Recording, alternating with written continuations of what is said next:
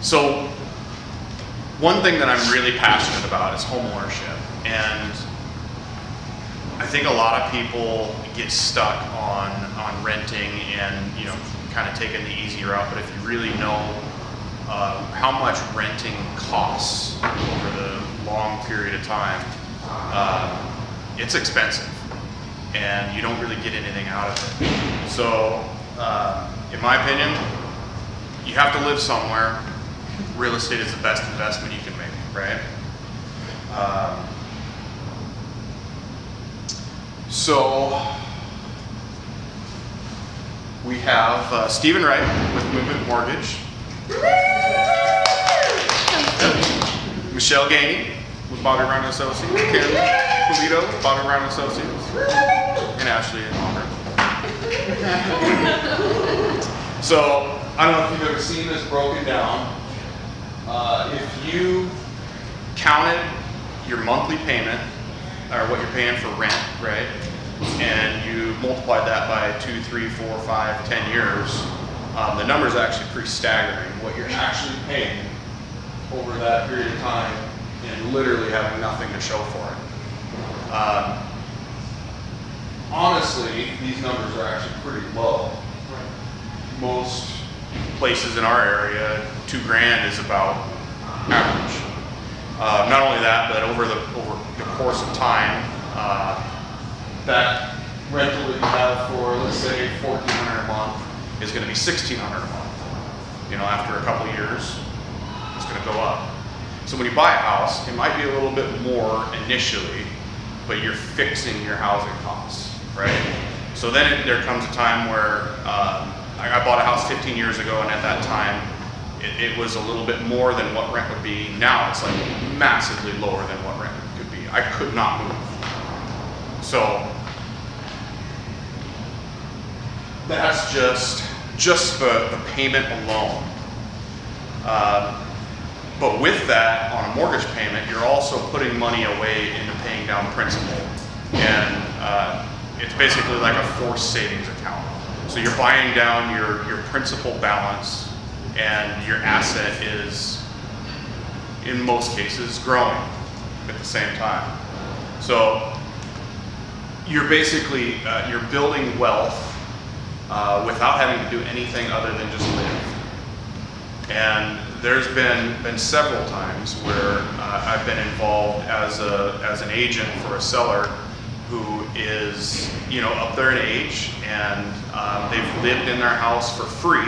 That's another thing. Once you get to a certain point, your house is paid off.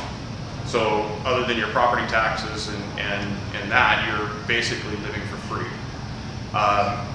Also, you have a nest egg sitting there. So if you literally spent every dime you ever made, but you owned a house, you have something. And I've had it happen so many times where I'm selling a house for somebody who's 80, 90 years old. They're either moving in with their kids, or they're moving into assisted living or something like that. They sell their house, they got a big chunk of change. They didn't have a 401k, they don't have a big pension, they don't have a huge amount of savings. They just lived off of Social Security and had a house that was paid off. So in my opinion, real estate is probably one of the best and easiest investments you can make. All you have to do is literally live, and you got to do that somewhere.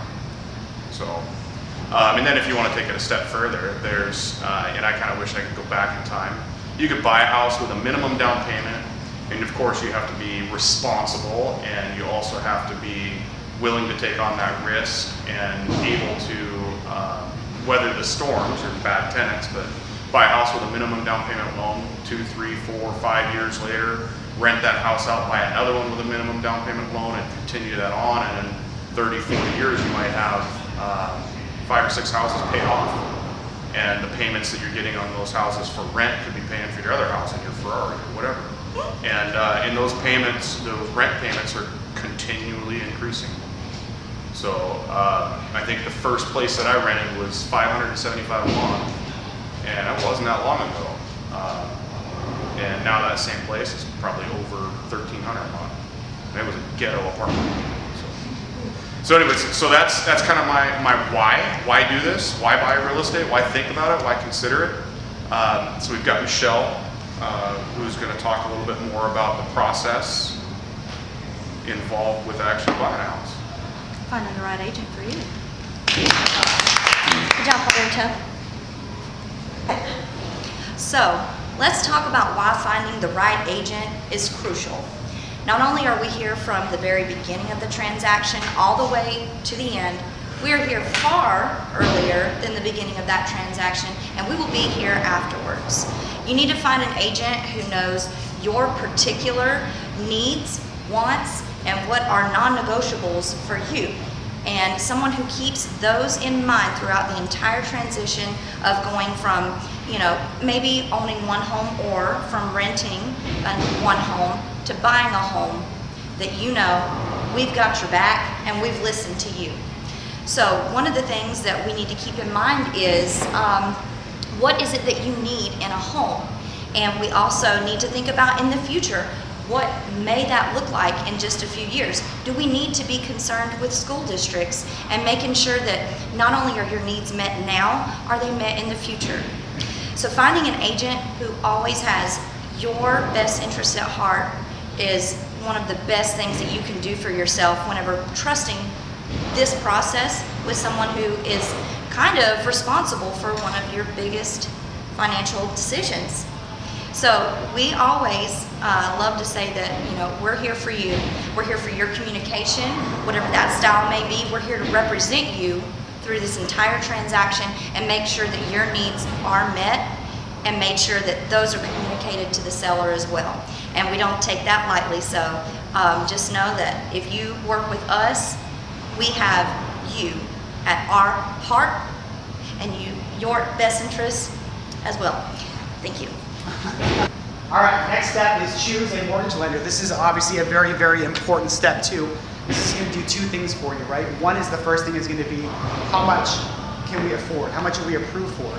And then of course the second part, which is probably just as valuable, if not more valuable, is, I'm thinking much further, is to figure out what's going to work for your budget, right? So those numbers can be completely different when you look at it. It can be, all right, the computer system and the underwriter says you can afford $500,000, but now that payment is a shock to everybody. So we want to work and figure out two numbers. So this is a quick little side-by-side pre-qualification and what we have is underwritten pre-approval. So these are interchangeable terms that we see throughout our industry that basically people say pre-qual, they say pre-approval, and people don't really know what that means. If we look at the far left, it's going to have the pre-qualification. Pre-qualification is something we see a lot of times with online lenders and ways basically to kind of get a quick answer or a quick yes. And what they do is basically pull credit, ask you a couple questions, and just verify really nothing. And then we go to the opposite side of underwritten pre-approval. So that basically says, okay, we're going to do everything on the left side. We're going to pull your credit. We're going to ask you questions. But we're going to take another step further. We're going to document everything that you've said in the application that we can make sure that we can back it up when the time is right. And then the step further is we actually go in front of an underwriter with that whole package and say, all right, Mr. and Mrs. Underwriter, this is what we have. We believe this person is approved for whatever program it is. Take a look at this. That person gives us a second set of eyes, first of all, obviously, which never hurts to have. And the second part is it gives tremendous information that we can pass on to the listing agent to make them feel comfortable with an actual offer which you make. So basically, when someone makes an offer, we always call and say, hey, this is what we did to get this far. We've actually been through underwriting, and we hope that as we go into a multiple offer situation, which we're seeing quite a few times now, that our pre-approval, since it's been through underwriting, gives additional peace of mind to both the listing agent and to the seller to hopefully separate us from the pack. So underwriting pre-approval is something we try to do as often as possible. We do run into a lot of times where first-time home buyers are just scared. They don't want to go that far, right? They don't want to have a hard inquiry. We're not quite there yet. So sometimes that pre-qual on the left side is a great first step. Get everyone feeling comfortable. It's a quick conversation. All right, tell me about your income. Tell me about the debts I would see if I pulled your credit report. And that way, it's not a pre-approval where you go out and find a house and write an offer, but it's a great way for us to share, okay, based on what you've told us, this is where I think you're at. And sometimes that additional peace of mind in answering questions can make someone feel comfortable with obviously a very big process. So that's really, like I said, pre-qualification, pre-approval. We do both depending on the circumstance. Obviously, we need the underwritten pre-approval to be able to write an offer because sellers need to know that you're serious and have gone through all the steps. But that's just a quick side-by-side on those two terms that we use all the time in our industry. Down below is a quick little list of items. Once you go to that pre-approval, like I said, the verification process, we look at W-2s, we look at pay stubs, tax returns, all those things to basically prove everything that's in the application. That's a small list. Depending on everyone's circumstance, that list could get smaller, it could get larger. So we work with everybody to make sure that everyone's very comfortable with this process and answering the questions. So that is that. How much can I afford? Again, I think this slide is similar to what Bobby showed earlier about the rents. This chart is actually a little on the high side. We haven't seen 6% interest rates for quite a while in most circumstances, although some of us that have been in the business for a while, we do remember 6%, and that was the thing. But you can see that obviously the bottom part is the big part. 1% increase in interest rate can change your affordability by about 10%. Obviously there's different factors that go into that, but the great news is that as of where we're sitting right now, we have some of the best interest rates we've ever seen. Right? Our parents bought at 10, 12, 15%. Now that we're seeing stuff in the 3s and 4s, it's a great way, a pretty inexpensive way to borrow a large sum of money. So interest rates are at a fantastic rate right now. We're hoping we can hang out for the time being. Credit. Oh, it's important. Sorry. That's all right. Credit history. Obviously, this is a big one. We talk about this all the time. Credit history, not necessarily credit history, but credit scores themselves, very, very intricate part of the actual process itself. So credit history is something that a lot of people think they might have an idea of, but don't really know. Here, obviously, people refer to Credit Karma. People have apps with Wells Fargo or with Capital One that might show them one score. So this is a great time that as we get to this process and we get the actual credit report pulled, it's a great time for an education piece. There are certain factors that weigh very heavily when it comes to credit score.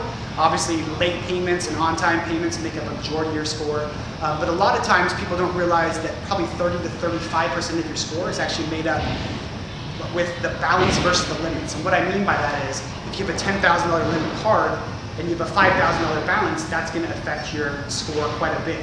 So as the actual limit is going to be at 10,000, but as your payments bring down the balance, your score goes up. So a lot of times when we get credit pulled, this is obviously one of the big factors. People just don't know a lot of what's going on with their credit without a hard inquiry. Once we get that done, it's a great part of the process of what we do is we obviously show you how to read the report because it's very long and has lots of detail. The second part is we look at any opportunities that we can to get it where it needs to be. So if it's short of a minimum credit score for a certain program, if it's not liking it for some reason, once we put it into the automated underwriting system, we can look at ways either quickly or maybe long term to be able to get that score up where it needs to go. So we have certain credit simulators that can give us quick stuff and say, hey, if you pay down your Amex card by sometimes a couple $100, we'll see an instant increase in score. Or obviously if there's some more heavy lifting and really low scores or some challenges in there, we have some great credit experts that we can get employed that basically say, okay, if we did X, Y, and Z and it took 3, 6, 12 months, here's the plan to get your scores where you need to go. So whatever the challenges are, we have a way to be able to kind of put out a plan first off, because that's the big part, and then a realistic time frame as far as what that is. But obviously credit history, as you can imagine, if you're going to lend a large sum of money, credit history and credit score is a great detail of what the future could hold. Loan types, this is something that obviously as we go through the pre-approval process, we start determining which program, or in some cases programs, are going to work the best. This is going to get kind of a brief overview of probably two of the most used around here. I would say FHA, maybe VH, the next slide we get to is probably the most prevalent. But this kind of gives you a side-by-side of FHA and conventional. So not something you ever have to memorize. Obviously that's something what we do, and it's easy that even if we get you approved for multiple programs, it's easy for us to kind of lay them side by side once you find a home and say, okay, here's the good and the bad of both, because there are differences between the loan programs themselves. But again, something that you can help determine as part of your loan process which program, or in some cases, like I said, programs are making the most sense for you. Beyond credit history, beyond credit score, job history, things like that, is down payment. So down payment assistance is something that we utilize a ton in the state of Washington. So we really have one entity, which is Washington State Housing Finance Commission, and it's a nonprofit based in Seattle. And they'll basically give you your entire down payment for either one of these programs. Either one of those programs. So that's one of the barriers we run into a lot. People have, hey, I have a job, I have great credit, I don't have a ton of debt, but this one thing I'm missing is down payment. So down payment assistance is a program we utilize quite a bit to help overcome that last hurdle that can get you into homeownership. So again, that's something we need to dwell on here. They're both amazing loan types. For different people, it makes more sense to go one way or the other. That's part of what we do as part of the pre-approval, is figure out which one's going to make the most sense for you in this situation. And last, but certainly not least, VA, if you are a veteran, amazing loan program. It says 0 down loan with a little asterisk by it. So again, every situation is a little bit different. Some people could have a down payment, some people don't have a down payment. Lots of factors go into that. That is something we do as part of the pre-approval.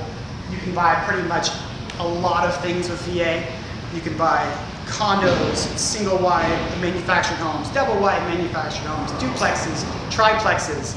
It's an amazing loan program. I can't say enough things about it. If you are a veteran, 99% of the time, this is going to be the program you lean towards.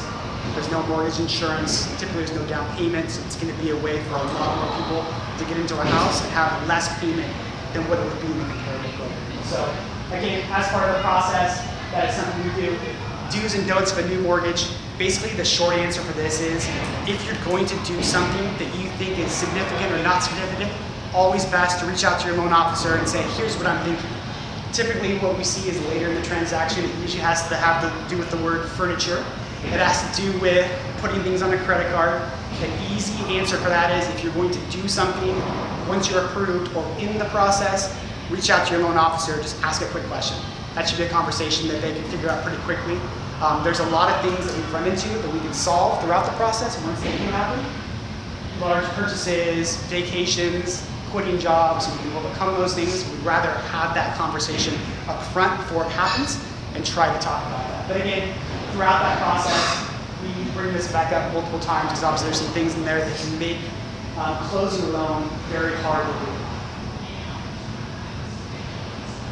How much money do you need to buy a home? We talked about down payment. That based on programs, there are 100% financing, which means no down payment. For VA, there's USDA, lots of different programs. So part of the pre-approval process we talk about is not only down payment and or down payment assistance, we talk about what other costs are associated with buying a house. So obviously some of these things have to do with our amazing agent friends here. We're not going to talk about that. But inspection, earnest money, that's going to be something that these guys can absolutely talk about. But throughout this process, once we do get you approved, and of course once you find a home, this is something we always have a very clear conversation about. Okay, 1234 Main Street, you're gonna buy it for this purchase price. Here's the total payment. Here's the closing cost. Here's the down payment. We're very clear before an offer gets put in of all the costs that are gonna be associated with that offer. So there's no surprises once we fall in love with the house, meet the neighbors, pick out paint colors, and all of a sudden, you didn't tell me about an inspection. You didn't tell me about this fee. So that's we try to be very transparent on those costs itself. So like I said, earnest money and inspection, that is definitely something that our agents will talk about, and that varies by situation. Appraisal, we actually collect for it up front. We had a very large bill of uncollected appraisals last year, so we made a choice to make the appraisal collected up front so we could pay the appraiser. The great news is it's credited towards the transaction, or if we don't need it, it gets refunded at the end of the transaction. So there are some ways to buy a home right now with very little out of pocket. But like I said, that's all part of the pre-approval process. We're going to be very transparent on what it would take to buy houses, or once we find houses, specific houses. Okay. That's it for me, Matt. Good job. All right, pre-approval. Thanks, Stephen.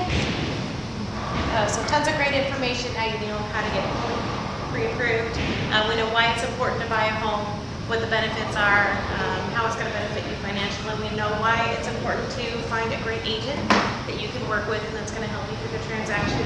Now the fun part, we got to find you a home.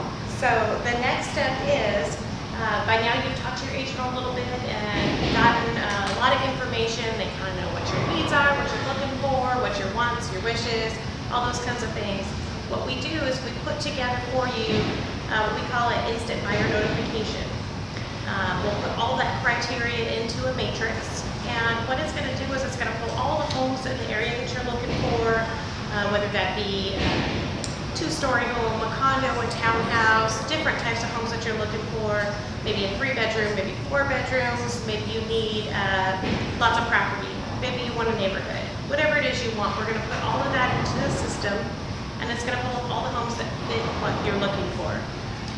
Anytime one of those homes hits the market, we notify you right away, so you get first eyes on it, which is great, especially in this market where a lot of times you're in a competitive situation. So those will be sent to you. Also, still use what you're using. So if you use apps, keep using them. The best searches and the best are really ones where we're both working together on the transaction. So you're searching for homes, we're searching for homes for you, and you're going to stumble across something that you want to go look at. That's the fun part. When you see something that you like, let us know right away. We're going to take you out there, we're going to open up that door, we're going to show you that house. The most important thing for you when you're looking for that house is to see if your lifestyle fits. Does it fit what you're looking for and if it fits your needs? For us, what we're looking at is usually things that might come up during an inspection, things that might come up during an appraisal process. We're looking for all those other factors. We're checking types of financing and making sure that the home will fit your needs, and you need to make sure it fits your lifestyle. Now this may happen on the first house that you look at, it may happen on the 10th house that you look at, but at some point, you're going to want to write an offer. We're going to decide, we want to buy this house. Super exciting part. So when we get here, over there, all right, when we get to make an offer, what we're going to do for you is we're going to actually draw up a legal purchase and sale agreement. It's a contract to buy this house. We'll put several really important things on there. We're going to ask you how much you want to pay for the house. What do you want your offer to be? It's probably most important. We're also going to ask the amount of earnest money that you want to put down. We're going to ask about closing time frames. A lot of times it happens in about 30 days, but that's flexible. Maybe you need it to be a little bit longer, maybe you need it to be a little bit shorter. We're going to ask about contingencies. So contingencies normally go on your purchase agreement, your financing contingency. This is super important as we're going through the process. If for some reason something happens towards your financing doesn't get approved, that financing contingency will kick in and you get your earnest money back. So you're not losing that. Another thing that we usually put on your purchase and sale agreement is going to be an inspection contingency. It's not mandatory, but it's highly, highly recommended. It gives you the right to have an inspector come through that house and go through every last corner, angle, up on the roof, down underneath the house, but they really do inspect that whole property. You want to know what you're getting into. So they're going to go through every last piece and let you know what's going on with that house.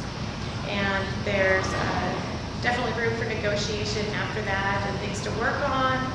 Michelle is going to talk about that process. Yes, ma'am. All right. Thanks, Michelle. Oh, thank you, Kim. You set that up beautifully.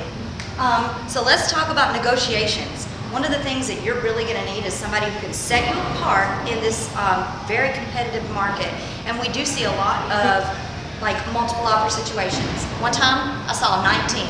I kid you not, it was the craziest thing, but we won out of 19 other offers because we know how to negotiate for you and we know how to represent you, not only the best that we can, but truthfully. The one thing that we don't do is we don't lie. So whenever it comes to negotiations, we want to find out what is it that the seller may want to see. What can we tailor your offer to pique their interest, to be truthful, and we want to make sure that you're comfortable. Negotiations don't have to be something that makes you uncomfortable. I mean, it can be stretching your comfort zone just a little bit, but at the end of the day, we want you to sleep well, knowing that you've put your best foot forward and you haven't overextended yourself. So, after we've gone through and negotiated, and we have got you a mutual contract. You are under contract and you are one step closer to getting your home.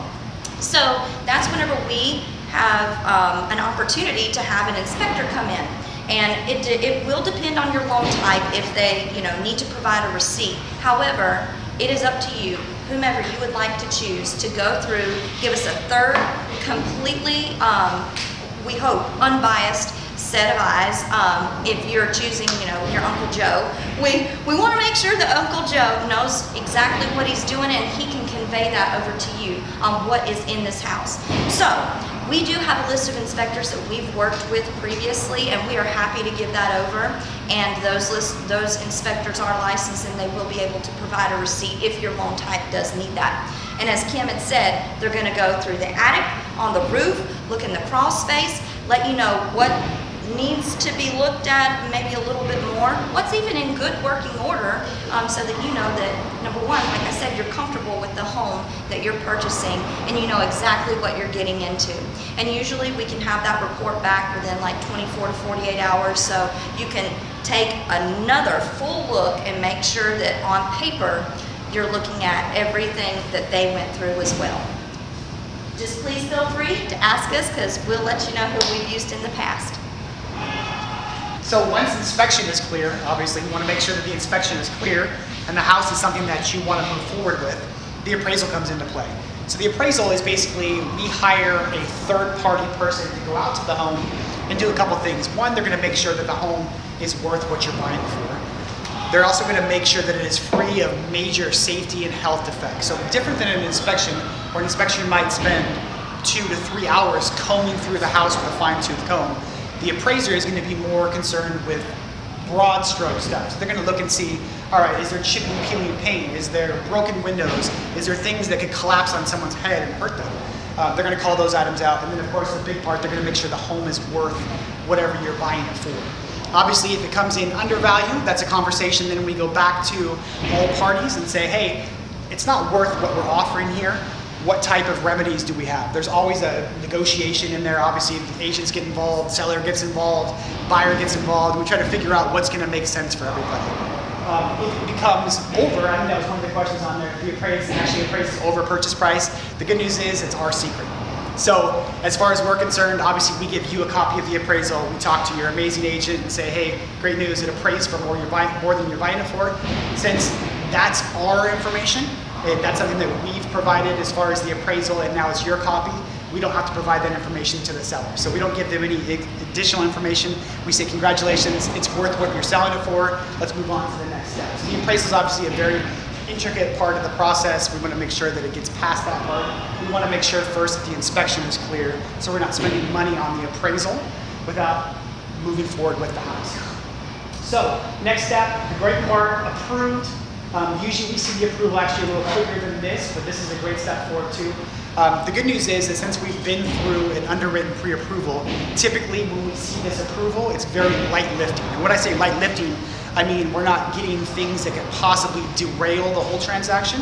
It's going to be explain this, source a deposit, just basic stuff is what we're hoping for if we did our job correct. So at that point, we call you and say, congratulations, we're approved again through underwriting. Here's the basic items, hopefully the short list, or in some cases, nothing needed for the underwriting themselves.